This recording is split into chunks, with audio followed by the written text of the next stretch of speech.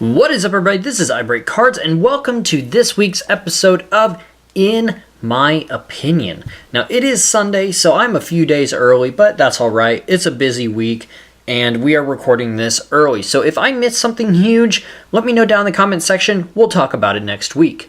Now, in this week's episode, we've got a few things to talk about. Some NFL, some baseball, and some just all-around different stuff. Last week's trivia question had to do with who had the best winning percentage in an all-time season for baseball. And you have to go way back to 1906 Cubs. They own the record for the highest season winning percentage. So there you have it. If you guess Cubs, you are correct. But as far as I'm concerned, I don't think anybody got it right. I didn't ask you guys to name a year or anything like that. I just went for the team. Now, this week's new question is, how many no-hitters were pitched last season? No hits, not perfect games, not combined perfect games, solo no-hitters. Okay, and for those of you that don't know this baseball terminology, you're more into football like myself, but some of us, still like baseball. A no-hitter is literally the entire game, one team does not get any hits, and one pitcher for the opposing team pitches that entire game while the other team gets no hits. That's how it's done. There's been quite a few good ones over the year. Nolan Ryan has pitched, I believe, more than 10. So let's get into this week's episode. So right off the bat, I want to get into some card collecting talk with you guys real quick. This is a solo episode for a reason again, and that is because I'm going to state some opinions here that may not be very popular. Now, this week, as many of my Twitter followers know and people who follow the channel, I posted on Twitter saying I'm going to try to buy my first off-the-line box. Now, for those of you that don't know, first off-the-line box is basically a hobby box you buy from Panini's website, okay? Now, these boxes are the same amount as a regular hobby box, but if you can get one of these, they have amazing stuff. Let's do the one I want to do. I want to get Diamond Kings. Diamond King boxes have amazing hits. I've pulled Roberto Clemente back cards, Gregory Polanco, Albert Pujols, Mel Ott. They have cut autographs. They have legends. They have rookies. They have Tommy Lasorda auto jerseys of managers and things like that. But if you bought one of these boxes from their website, you could get 2 cards numbered to 10, one in auto and one in jersey. And I thought that is an amazing price for an amazing product that I really like, and both of your hits are numbered to 10 or less. You cannot ask for something better, basically. Hopped on, got all my banking stuff squared out, got the money in my account, was ready to go, hopped on the website an hour early. It released, it went straight to my cart. I had to sign into my eBay like 8 times, or my PayPal like 8 times. And by the time I tried to check it out, it told me it was out of stock. I called Panini and I told them about my issues, hoping that they could throw me a bone or something, say, oh yeah, that's a, issue on our part. But instead what they told me was we sold out and very quickly. They wouldn't give me amount of time, I would say first 30 seconds. Now, I had heard rumors that people were using bots to buy off the Panini website, especially when National Treasures came out. National Treasures is an incredible product. I think I bought into one box opening, and I actually bought my rival Raiders because I thought the Raiders have a good history and have had some really good players. So I would not mind getting a Bo Jackson, Marcus Allen, Tim Brown, Rich Gannon, whoever from the Raiders. I went hitless in that break, but that's not the point. The point is that I again believe bots were buying bulk boxes of cards. They're buying max. People were getting it really quickly into their cart. And this is the issue with that. These boxes were $74 that were Diamond Kings. And mere seconds after these boxes went on sale, they were already up on eBay for $125. Now, I really wanted one of these boxes. I put my whole heart into getting one, I'll be honest with you guys. And when I didn't get one, I was really bummed out. However, Panini told me themselves when I called, yes, there's normally returns and we will call you first if anybody returns one. It is Sunday, that released on Wednesday, and I have not received a call. Should I call back? A day or two, after? I probably should have. But the thing is that these boxes of Diamond Kings actually come out, I believe, April 10th. So they come out soon, but I was really wanting to do my first off-the-line break on a box that wasn't too expensive, that I didn't even think was that popular. But here we are, and I don't have a box, and I'm honestly disappointed. So that's my little spiel on that. Wasn't too thrilled with what Panini had to say, with what Panini did, and I guess bots are still buying boxes, which is really disappointing for us collectors and not the people who just buy to flip. I understand that it's very easy to go to Panini and buy a box and flip it for another $50 profit. I completely understand that. In fact, if I were able to buy more than one box, I considered doing it myself. But this one time, I just wanted to get a box to open on the channel for you guys. It didn't work out. Some other people on Twitter were actually able to get first off the line boxes, and I literally thought the only advice I would get is pray. Pray that you can get a box. And I didn't pray, but I just hoped, and it did not work out. So I hope whatever's going on over there on the Panini website, they get it straightened away, because it is disappointing, and I'm not going to go spend $125 on a box that I can buy for $75 online. We'll move into some football stuff now. The Eagles acquired Jordan Howard from the Bears. Now, in my opinion, neither of these teams are Super Bowl contenders. Yes, you have Khalil Mack, I believe, on the Bears. It's hard to keep track of everybody, in the offseason. But you've got a great defense over there, and maybe they thought a running back was the one piece missing. Is Jordan Howard the best running back? I wouldn't put him in the top 5. I don't even know if I'd put him in the top 10, to be honest. And I can even tell you who's been the Eagles running back these last couple of seasons. So hopefully he has a good season over there. I remember he did have a good season splitting carries with somebody else, if I remember correctly, a year or two ago. And so we'll see what he can hop on. He was putting up good fantasy numbers, good numbers on FanDuel. I used him once or twice and made some decent money off of him, so I really enjoyed that. Another signing that happened this week, at least as far as I'm concerned, the Cowboys acquired defensive end Robert Quinn, which kind of struck me by surprise. I feel like the Cowboys have a making of a good team already, but they aren't playing the way they should. And it reminds me of the Chiefs making the playoffs and losing in the first round year after wretched year after wretched year.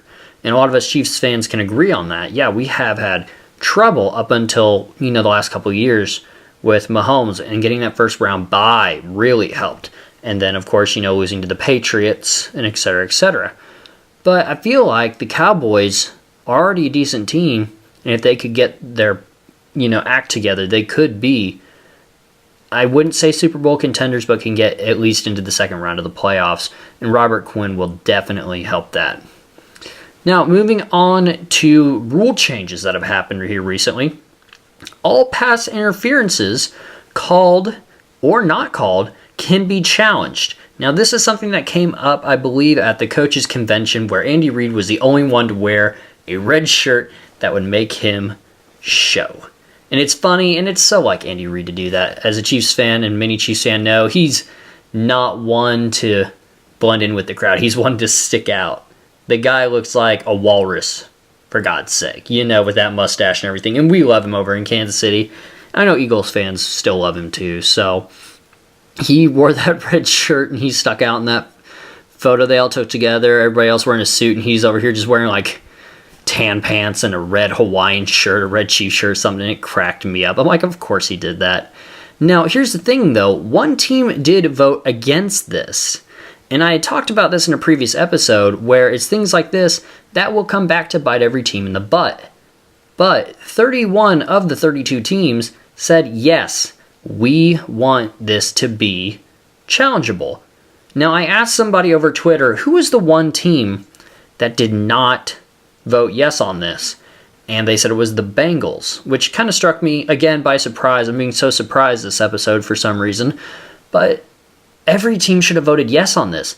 Every team will get plagued by this at some point. every team, chances are, will challenge this next year because you can do a long bomb down the field, 50 yards, incomplete pass. There's your challenge flag. You could throw it on a 4th down. Barely any contact. That could still, reverse a call, and you could be all the way down on the 2-yard line now, or on the 1-yard line if you threw it to the end zone.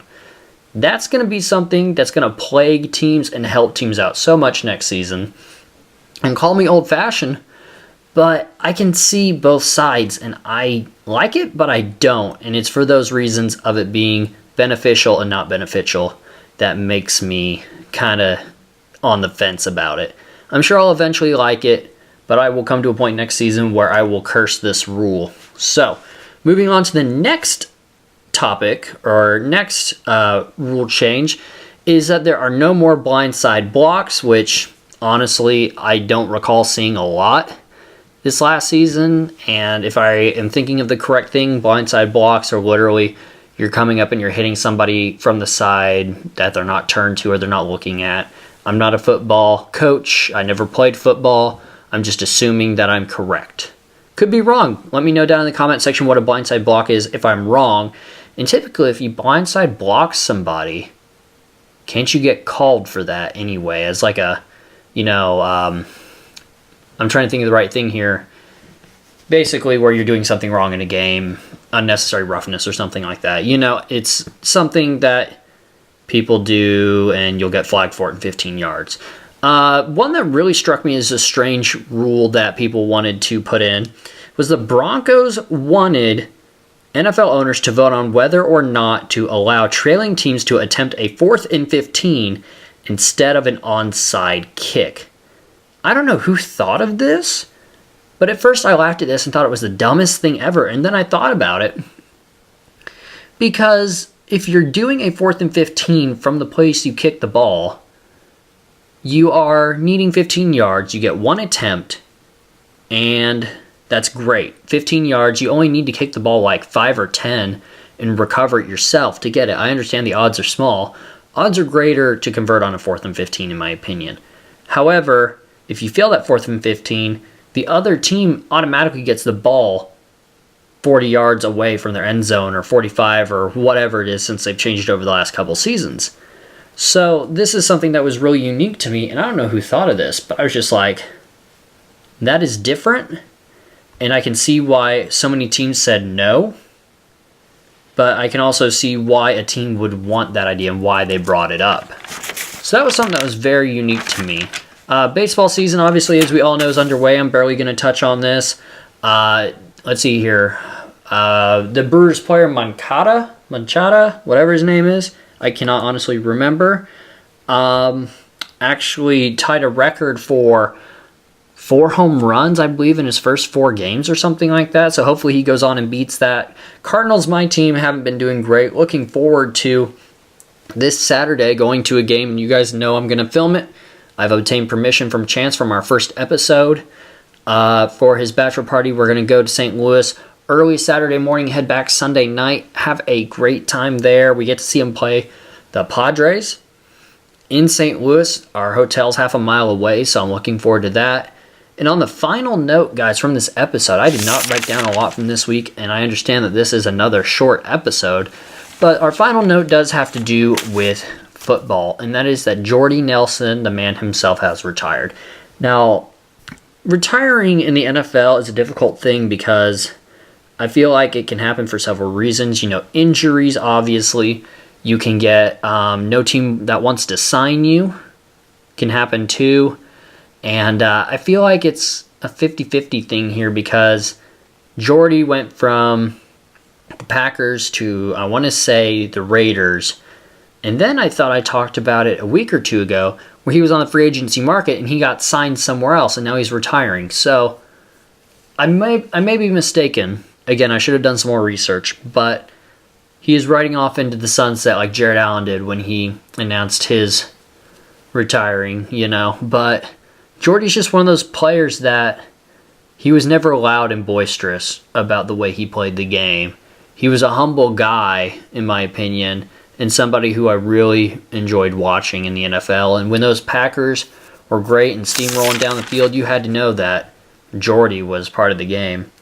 guys, that is it. Again, St. Louis Cardinals game this Saturday. Watch for a vlog to come out on that, I believe on Monday. And we've got, like I said, Diamond Kings coming up here in the next couple weeks. And let me see here what else we've got coming up here. Contenders Draft is coming up at the end of the month and more. I still need to write some of those down. I got an upload schedule ready to go for the rest of the month.